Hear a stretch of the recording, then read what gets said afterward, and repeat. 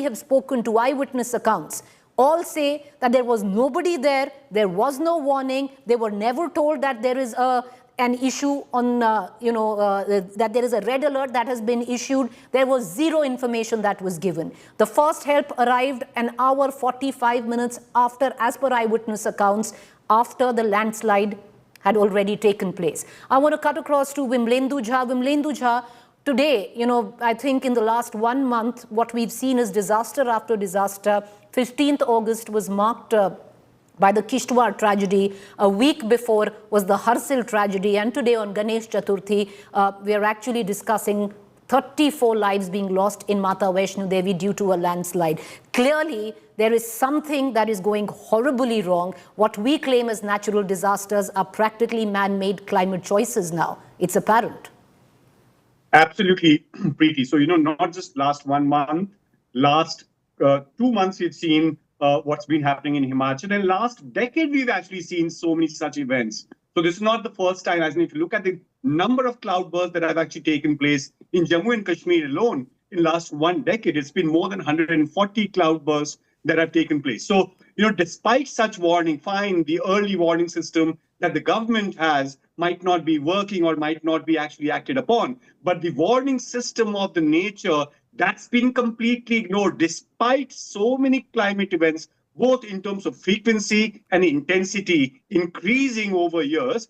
And despite that, we don't see any change in our course of work, as in the roads that were actually devastated in 2023, 2 years ago, that's been so-called repaired, and the same road has actually given way. Right now, every visual that you're actually showing, the river is claiming over the territory that belonged to the river in that sense. So, when we have such signs, when we know climate change is not an academic discourse, it's a reality. India is actually, and mostly the ecologically fragile Himalayas from Ladakh to Arunachal is showing such signs again and again, loss of life, loss of livelihood. We don't see that kind of prompt action. Imagine, you were covering and you were talking about Dharali.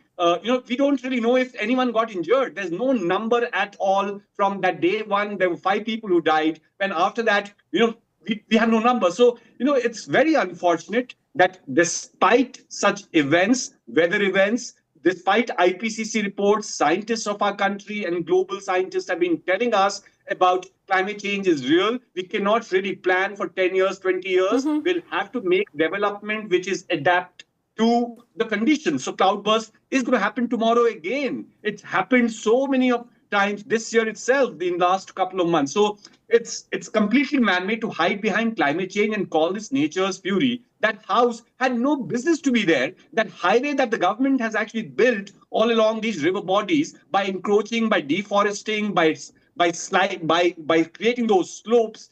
What is that landslide? As a lot of local newspapers have actually reported that the entire trekking route where the landslides have happened that's where thousands and thousands of trees have actually been chopped. So you want mobility to be convenient in the name of national security and other things. You've been actually digging, blasting, tunneling the entire Himalayas. As in every year, we are inaugurating some tunnel or the other that makes our mobility swifter, but is actually demolishing the entire Himalayas. And the impact, by the way, Preeti, 2 things. One is the immediate damage that you see on your TV screens. But the long-term impact of a missing Himalayas is going to be huge on our agriculture, on our economy, on our public health. And we're not really looking at, and from water security be it, or food security, or national security, everything is linked. But we're just mindlessly following a path despite year after year after year, so many lives lost.